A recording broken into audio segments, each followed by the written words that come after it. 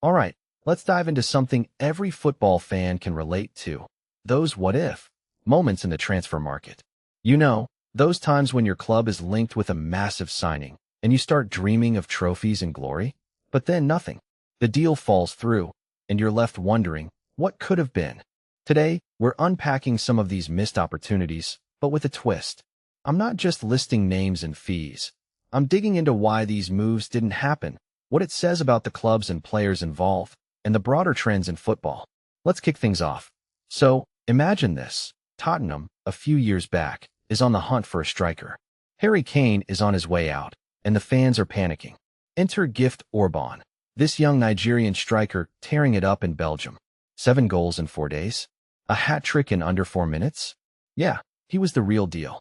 Personally, I think what makes this story so fascinating is how quickly things can change in football. Orban was being touted as the next big thing, but Spurs hesitated over a £25 million fee.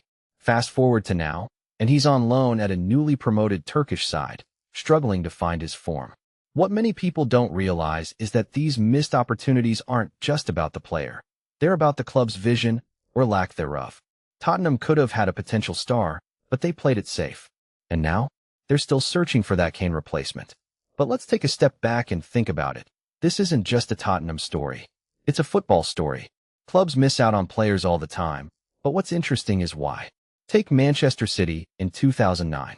They were ready to break the bank for Kaka, offering a staggering £108 million. A fan even got his name tattooed on his chest. But Kaka said no. Why? Timing. He felt it wasn't the right move. In my opinion, this highlights something bigger. Money can't buy everything. Kaka went on to win titles with Real Madrid, but City's failure to land him forced them to rethink their strategy. It's a reminder that even the richest clubs can't always get what they want. Now, let's talk about Bolton and Rivaldo. In 2004, Bolton was flying high, dreaming of Europe. Sam Allardyce wanted to bring in a World Cup winner, and Rivaldo was up for the challenge. But then he changed his mind and went to Greece. What this really suggests is that sometimes, even when a move seems perfect on paper, there are intangible factors at play. Maybe Rivaldo didn't see himself fitting into Bolton's style, or maybe it was the lure of Olympiakos. Either way, it's a missed opportunity that still gets Bolton fans talking. And let's not forget, they still qualified for Europe that season. So was it really a loss? One of my favorite what-ifs has to be Zidane to Blackburn in 1995.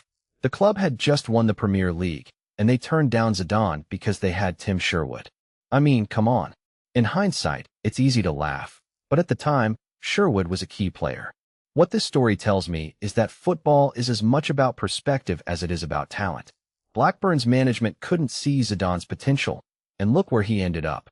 It's a humbling reminder that even the biggest names start somewhere, and sometimes, clubs just don't recognize what's right in front of them. Then there's Steven Gerrard and Chelsea. In 2005, after that iconic Champions League win, Gerrard handed in a transfer request. Mourinho was desperate to sign him, but Gerrard stayed at Liverpool, citing family reasons.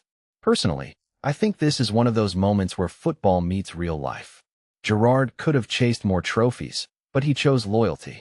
And you know what? I respect that. It's a decision that goes beyond the pitch, and it's why Gerrard is still a legend at Anfield. Mourinho might see it as a missed opportunity, but for Gerrard, it was about staying true to himself. Lastly, let's talk about Mbappe and Liverpool. Did you know his mom is a massive Liverpool fan? Klopp even flew him and his family over on a private jet. But Mbappe chose PSG and later Real Madrid. What makes this really interesting is how personal these decisions can be. Mbappe could have been a red, but he followed his own path.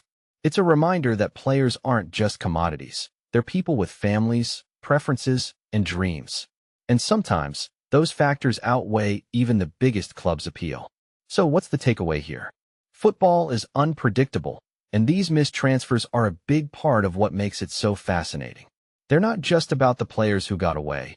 They're about the clubs, the fans, and the moments that shape the sport. Personally, I think these stories are a reminder that sometimes the biggest what-ifs aren't about the trophies you win, but the decisions you make along the way. What do you think? Let me know in the comments. Which missed transfer still haunts you the most? And while you're at it, Hit that like button and subscribe for more deep dives into the world of football. Cheers!